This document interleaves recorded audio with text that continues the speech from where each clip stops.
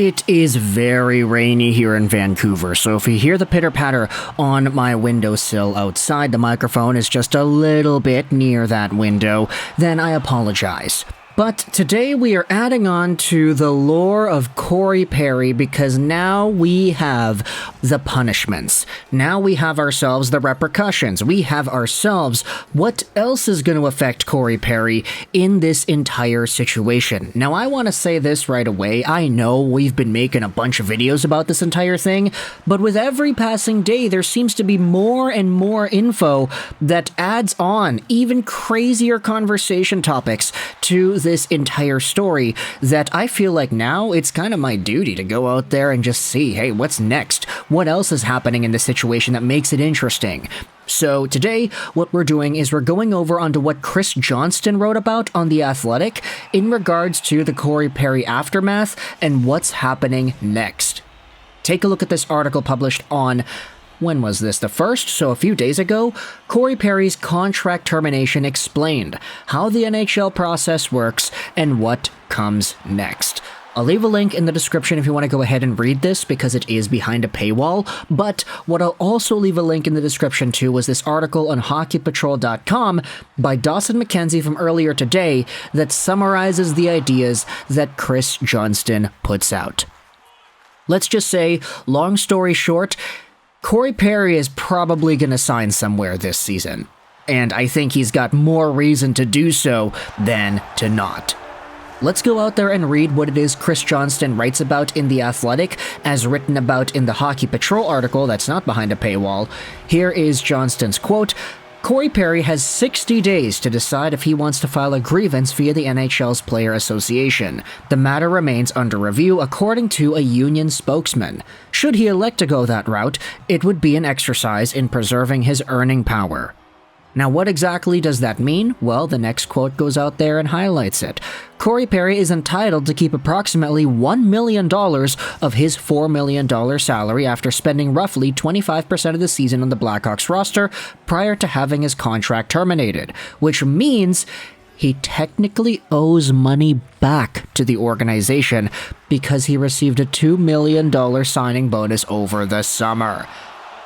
This dude now owes the Blackhawks about $1 million in salary because he wasn't on the team long enough for that $2 million signing bonus he received at the beginning of the year to be fully fulfilled.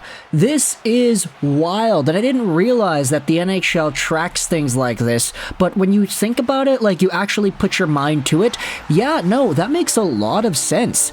Corey Perry signed to a $4 million deal, spent about 25% of the season on the team before getting terminated. Okay, so he has employment with the team that lasted for about $1 million worth of time. 25% of $4 million.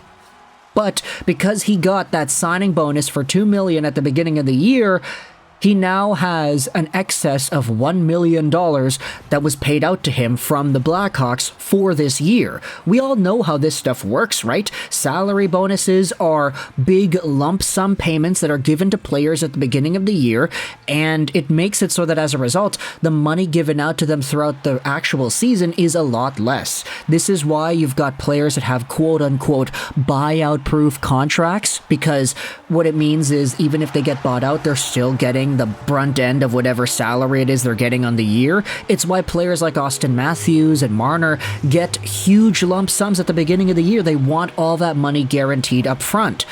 So for Corey Perry to get this signing bonus of $2 million at the beginning of the year, okay, it works out well under regular circumstances because he's getting money at the beginning of the season, but it makes it so that if he gets terminated, which of course nobody signs a contract with the intention of getting terminated soon, if he gets terminated like what he did here in Chicago, he now owes money back to the Blackhawks because he only played enough to be worth $1 million to the team, and he was paid $2 million at the beginning of the season as a signing bonus. He technically owes them money. Now, this article on hockeypatrol.com goes out there and talks a little bit more about the grievance.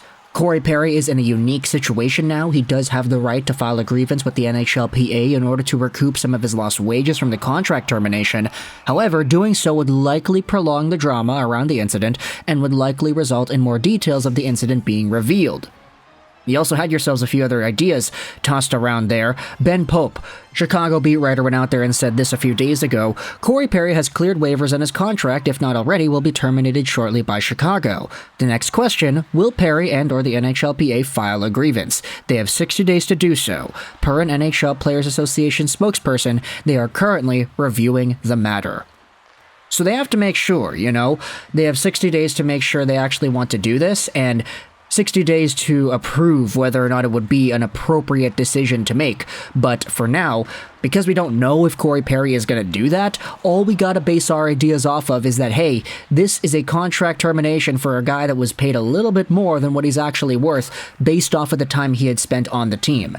And because of this, if you want to go out there and assume that Corey Perry is actually going to owe the Blackhawks money, there is no reason for him to not go out there and sign anywhere to end off 2023-2024 when you consider that he literally has a negative balance based off of what happened. Now you could say, okay, well, Corey Perry was paid $2 million, he owes $1 million. That's a $1 million payout, right? Like, you even said it at the beginning that he got $1 million worth of money that he's owed because he played a quarter of the year. And that's true. At the same time, though, when have you ever seen anything like this? All of a sudden, a player owes the team that he was fired from money, and it's a pretty significant amount of money, too. Like, $1 million, even to an NHL player, shouldn't be considered cheap, especially for a guy like Corey Perry, who pretty much paying half of what he's earned this year back over to Chicago. Now he's probably going to sign another contract with some other team to get that money back. Maybe he actually plays really well when he comes back in 23-24 and boosts his value for the 2024 free agency period. Maybe he signs an even bigger contract at that point. Who really knows? And this isn't even related to the incident or anything anymore. Like, as we had said this entire time, Corey Perry was valuable enough and good enough on Chicago to justify some team going out there and giving money back to him in order to have him playing for their team. The question is, though, whether or not you would want that kind of a person back on your squad. There's a very big moral dilemma that presents itself here. Although Corey Perry did have that very good apology and is seemingly going through the proper and necessary processes to heal, grow, and become a better person. So if you believe more so that a positive outcome is likely here after Perry takes some time away, after he goes through the, let's just say, issues that he's going through, just for lack of a better term. And now, when you consider that he literally owes the Blackhawks money, he has to pay back $1 million of what he had earned from them. Let me know your thoughts in the comment section below. How do you feel about this entire Perry situation coming back around? What are your thoughts on whomever is going to sign him next? How much do you think he's going to ask for? How much do you think he's going to be able to be worth next year in the free agent market? Assuming he actually plays pretty well to end off the season, which is more than possible, how much do you think Corey Perry should be able to get? And do you think this entire signing bonus, salary bonus, he's got to pay the money back type of situation is something you have seen before? I cannot recall any moment off the top of my head where we've seen NHL players owing their teams money. But, of course, it's a very particular circumstance that very specific things need to go right in order for it to actually occur. It just seems like we've had it now. Short-term signing bonus, he gets paid for a little bit, he doesn't play past a certain point in the season, and now he owes money. Let me know your thoughts in the comment section below about this entire Corey Perry situation. I hope you enjoyed this video, and bye.